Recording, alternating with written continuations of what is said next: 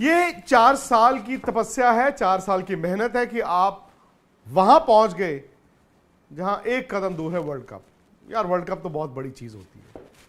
देखिए इंडिया एक बड़ी पावरफुल कंट्री है। 1983 के बाद 28 साल लगे थे 2011 वर्ल्ड कप आने में। 12 साल बाद एक और मौका है और इससे बेहतर सुनहरा मौका भारत के पास हो नहीं सकता, क्योंकि इंडिया ना जबरदस्त क्रिकेट खेला है। सामने ऑस्ट्रेलिया जो 5 बार जीत के आया है वर्ल्ड कप, और ऑस्ट्रेलिया ने 8 मैच लगातार जीते हैं, विच मीन्स कि ऑस्ट्रेलिया पुश ओवर नहीं है। हाँ, हम ये जरूर कह रहे हैं कि आज की तारीख में इंडिया को हराना बड़ा मुश्किल है। 2.5 महीने पहले हम कुछ और कह रहे थे। इंडिया खेला ही इतना जबरदस्त है क्योंकि हर खाने में ना भारत ने बॉक्स टिक किया है। ऑस्ट्रेलिया जानता है कि उनके पास मैच विनर्स हैं, लेकिन ऑस्ट्रेलिया का सबसे बड़ा इम्तिहान 11 खिलाड़ी एज टीम, क्या वो एक आउटस्टैंडिंग दिन प्रोड्यूस कर सकते हैं? और अगर ऑस्ट्रेलिया ने इस वर्ल्ड कप को जीतना है तो 2 बातें बड़ी लाजमी है होनी।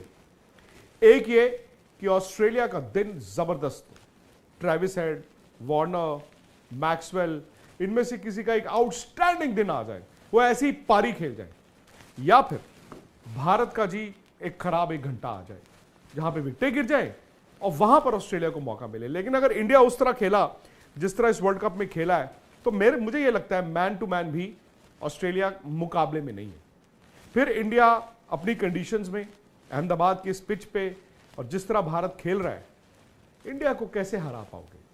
तो मेरा तो यह मानना है कि जी वर्ल्ड कप इंडिया जीत रहा है, और अगर वर्ल्ड कप इंडिया जीत रहा है तो उसके लिए बड़ा जरूरी है कि 2-3 चीजों से सावधान रहें। एक तो भारत को फियर ऑफ फेलियर, हालांकि सेमीफाइनल में नहीं दिखा। सेमीफाइनल ही तो इम्तिहान होता था ना। फियर ऑफ फेलियर का मतलब यार अगर आज हार गए तो क्या होगा, वो नहीं दिखा। उस दिन एक और अच्छी बात हुई कि आपने 397 रन लगाने के बाद जब थोड़ा सा न्यूजीलैंड गेम में आया, 215, 2 आउट 31 ओवर, भारत वापस आया। तो ये ना आपके लिए बड़े अच्छे इंडिकेशंस हैं। फियर ऑफ फेलियर से क्या होता है ना, आपकी जो पॉजिटिव अप्रोच है वो थोड़ा सा उसको डेंट पड़ता है।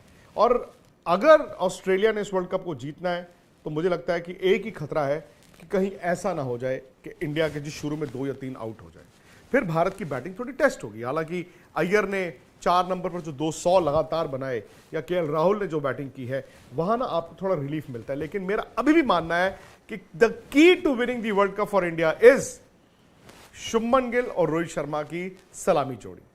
रोहित शर्मा और शुभमन गिल अगर सलामी जोड़ी, मैं कहता हूं जी 15 ओवर भी बैटिंग कर गए ना, तो फिर उसके बाद आएंगे विराट कोहली और वैसे बोर्ड पे रन लगाएंगे। विराट के पास वो तरीका भी है और विराट के पास मकसद भी है। मुझे लगता है ये विराट का ना एक अंदर से जुनून भी है कि भाई एक और वर्ल्ड कप। क्यों? क्योंकि 3 साल विराट के जब 100 नहीं आ रहे थे, फिर कप्तान के तौर पर भारत वर्ल्ड T20 हारा।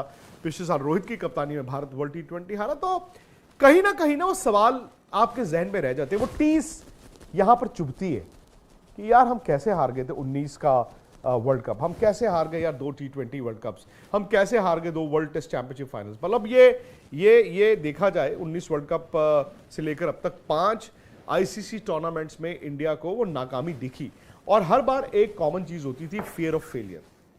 अक्सर क्या हो जाता था, बड़े दिन भारत की शुरुआती विकेटें गिर जाती थी और फिर आप रिकवर नहीं कर पाते थे। लेकिन ये बिल्डअप जो था ना एशिया कप का, उसने बड़ी मदद की है।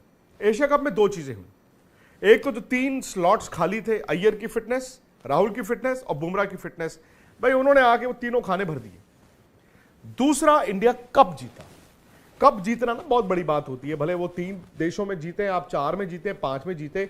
जब आप एक टूर्नामेंट जीतते हैं अपनी कंडीशंस में, इन कंडीशंस में सब कॉन्टिनेंट की, तो आपकी तैयारी इससे अच्छी नहीं हो सकती। इसीलिए ऑस्ट्रेलिया के साथ जो पहला मैच था वहां पर भारत का मुकाबला था और वहीं पर भारत का इम्तिहान था।